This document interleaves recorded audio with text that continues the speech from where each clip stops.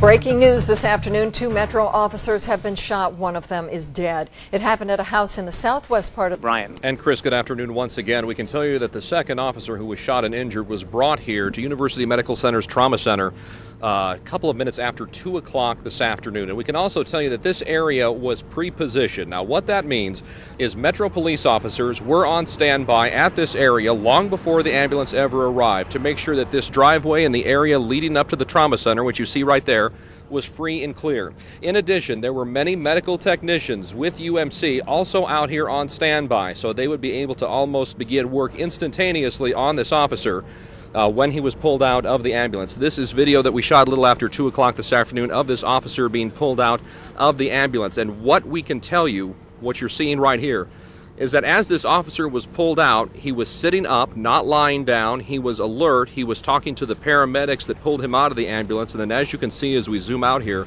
he will begin talking to other Metro police officers that were also corrugated around this area awaiting his arrival. About 45 minutes ago, we were able to speak with Metro Public Information Officer Bill Castle. He told us that all the events, the tragic events this afternoon, transpired starting at 1:20 this afternoon near Durango and Russell.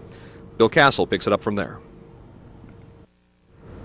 As we come back live now outside University Medical Center's Trauma Center, we can tell you that this group of police officers, the number of these officers, has increased and decreased throughout the afternoon, but the scene has remained the same throughout. These officers, as you can see, they're patting each other on the back, they're talking with each other. This is a very difficult time. They are mourning the loss of one of their own while at the same time feeling grateful that another of their own received moderate injuries from the tragic incidents of this afternoon. Again, this second officer, as you heard from Officer Castle saying, receiving just moderate injuries. His name and his specific condition not yet available to Eyewitness News. We are reporting live from just outside UMC. Brian Allen, Channel 8 Eyewitness News. Brian, are we expecting the police over there to talk to us anymore about the condition of this officer? Have they said anything about that? Gary, right now they're leaving it open-ended. Officer Castle, there's an area over here, and he said, look, if there are any further media updates that I have for you this afternoon, you will know, because I will walk out of the Trauma Center across this street to this media staging area that's just to our left. So basically what we're left to do is really wait and see, keeping our eyes out for him, seeing if he does come out, seeing if they have any further comments from this location. All right.